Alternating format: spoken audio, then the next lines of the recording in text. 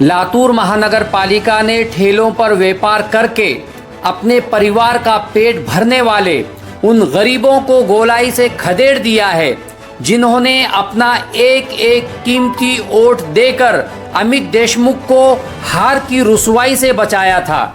लेकिन आज लातूर की महानगर पालिका इन गरीबों को गोलाई से निकालकर रुसवा कर रही है, तो अमित देशमुख खामोश हैं और ये गरीब मजलूम आवाज दे रहे हैं, भैया कहाँ रे तू।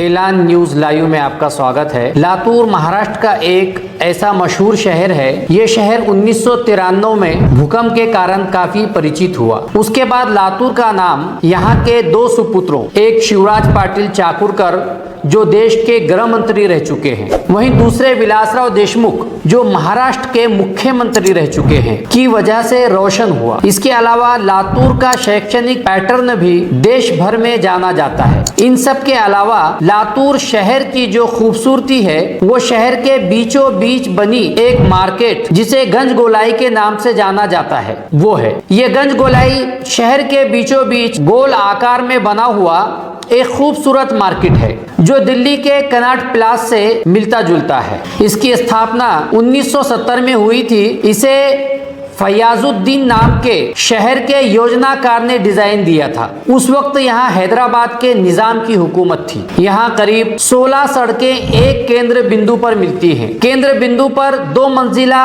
इमारत है। इस बाजार में सोना चांदी कपड़े से लेकर चप्पल जूतों तक कई तरह की चीजें मिलती हैं। ये बाजार वास्तुकला का एक बेहतरीन नमूना है। लातूर शहर का दिल है ये। हर त्योहार के वक्त इस गोलाई में एक मेला सा भरा होता है, चाहे फिर वो त्योहार दिवाली हो, दशहरा हो, होली हो या ईद और बकरीद हो। और इस गोलाई की खूबसूरती भी इसी बाजार से बनी हुई रहती है। लेकिन हाल ही में इस गोलाई को उजाड़ने का काम लातूर शहर की महानगर पालिका की ओर से किया जा रहा है। महाराष्ट्र के विधानसभा चुनाव होते ही फौरन 1 माह बाद यानी 15 या 16 दिसंबर 2024 से गोलाई को उजाड़ने का काम शुरू कर दिया गया। महानगर पालिका पुलिस प्रशासन के बंदोबस्त के साथ गोलाई के गरीब सब्जी तरकारी और फ्रूट वालों को, इसी तरह जो भी हाथ गाड़े यानी ठेलों पर व्यापार करके अपना गुजर बसर करते हैं, ऐसे लोगों के ठेलों को उठा लिया गया, तोड़ दिया गया और उन्हें गोलाई से उजाड़ दिया गया। और ये सिलसिला अब भी जारी है। ये गरीब ठेले वाले कभी महानगर पालिका के चक्कर काट रहे हैं तो कभी स्थानिक विधायक अमित देशमुख से गुहार लगा रहे हैं, लेकिन कोई इन्हें सुनने वाला नहीं है। जबकि स्थानिक विधायक पर तो दोहरी जिम्मेदारी है। पहली तो ये कि वो यहाँ के विधायक हैं, इसलिए उन पर फर्ज है कि वो इस मसले का हल तलाशते, और दूसरी ये कि इन गरीब ठेले वालों ने झाड़कर और एक होकर ईमानदारी से उन्हें वोटिंग की है। उसके बावजूद अमित देशमुख साहब चुप्पी साधे हुए हैं। अगर हाई कोर्ट के आदेश पर ही अमल करना था तो 1 साल तक महानगर पालिका खामोश क्यों रही और किसके कहने पर खामोश रही? जब 1 साल तक किसी के कहने पर महानगर पालिका खामोश रह सकती है तो उसी के कहने पर इन गरीब ठेले वालों को बसाने की योजना भी बनाई जा सकती है। महानगर पालिका गोलाई के गरीब व्यापारियों को